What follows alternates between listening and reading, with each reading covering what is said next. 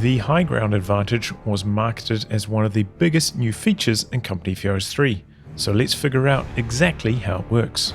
When a unit is a certain height above the enemy they are firing upon, they benefit from a high ground advantage.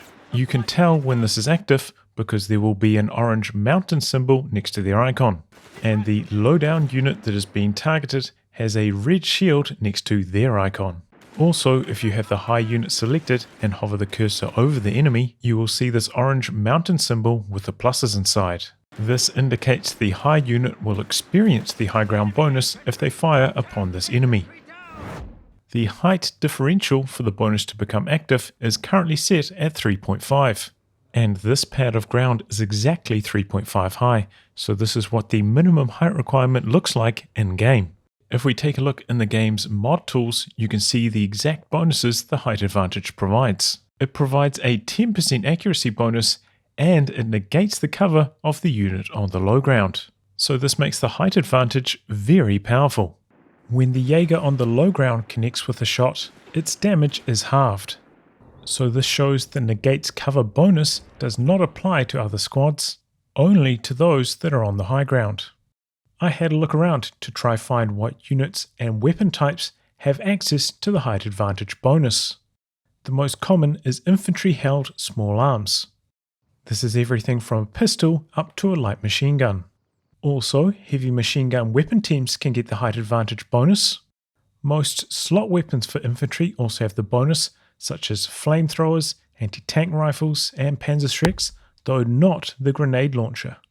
Fighting positions and bunkers also have the height advantage bonus, so combined with the fact that building them high makes them very hard to hit with attack ground, this is a great option. From what I could see, nothing else got the height advantage though grenades and grenade launchers would trigger the red cover shield appearing on the damaged recipient, even though the height advantage wasn't causing them to negate cover. And even the ultralight vehicles such as the Weasel, Crud and Dingo do not have access to the height advantage.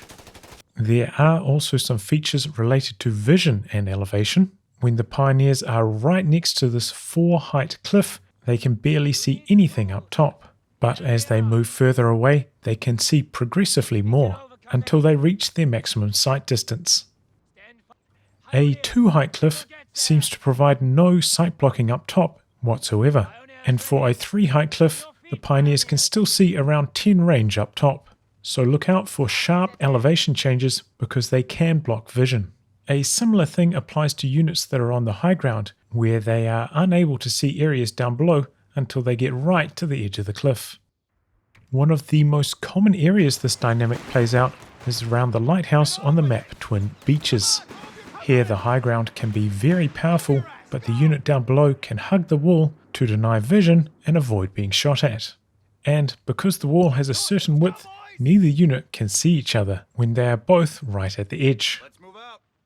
And even if both sides have vision, the units themselves cannot see each other and thus attack each other. Though attack ground with a flamethrower still works just fine shooting up this incline. Now you may have noticed some engagements playing out in an unexpected fashion when fighting against units inside buildings, such as this big one in the center of the map Road to Tunis. Ordinarily the infantry section would do quite well at this range against the Grenadiers, but instead they are getting beaten quite badly. This is because the 2 models positioned on the roof of the building are benefiting from the height advantage, even though there is no red cover shield on the infantry section to indicate this is happening. This only affects the models that are on the roof, not the ones that are on the ground floor, even though they're part of the same squad. If we slow this down, you can see the roof Jaeger model hitting for its full 13 damage, but the ground floor model only hitting for half of that. And even if I put a single man on top of the roof, so 100% of the squad has the elevation bonus, the height advantage indicators still do not show up in the UI. So Relic needs to do some work to make this clearer to players. So exactly how high is the roof on this building? When shooting at a unit that is on a height pad 1 above the ground level of the building, cover is still being negated, but when the height pad is 1.5 high, now cover is no longer negated. so this means the roof on this building is probably 4.5 high. But not all roofs are created the same height. On this smaller building, being on the roof does negate the cover of a unit on the ground. But when we step up to a 0.5 height pad, now cover is no longer being negated, so it seems this roof is exactly 3.5 high. And a huge thank you to the veteran map maker White Flash Reborn for creating this map that allowed me to do this elevation testing. Now taking a look at the height bonus for windows of buildings, to my eye, the middle floor of this building appears to be higher than the roof of the building we were just looking at earlier. However, there is no elevation bonus when shooting at a unit on the ground. But when a man is positioned in a top floor window of this building, now cover is being negated, so the elevation bonus can kick in from a high up window. It is not exclusive to roofs. I asked a couple map and mod makers if there was anywhere you could look up these various firing heights for the different buildings, but they weren't aware of any place to find that information. So if any of you guys know where to find the height of these firing positions in buildings, let me know in the comments below. There are some tricks on various buildings to help you get as many men on the roof as possible so you can benefit from the elevation bonus. When I jump into this building, only 2 men get onto the roof. However, if I right click drag towards the front of the building, now 4 men jump onto the roof. And even if the enemy is on the other side of the building, the men on the roof are still able to fire back there. So this is a good way to maximize your advantage by getting as many men onto the roof as possible. The big building in the center of Rototunes is tougher to get onto the roof.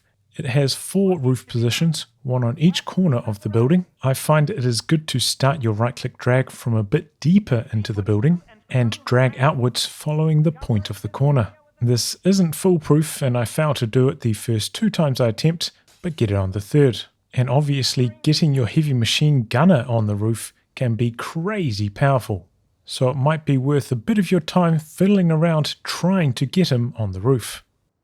And this corner position does work well against approaches from the southern spawn.